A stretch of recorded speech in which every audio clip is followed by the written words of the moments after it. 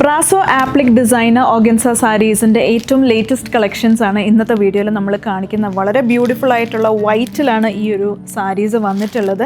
കഴിഞ്ഞ ദിവസം നമ്മൾ ഇതിൻ്റെ കളേഴ്സ് വരുന്ന ഒരു വീഡിയോ ഇട്ടിരുന്നു. നമുക്ക് നല്ല എൻക്വയറി ആയിരുന്നു ആ ഒരു വീഡിയോയിന്.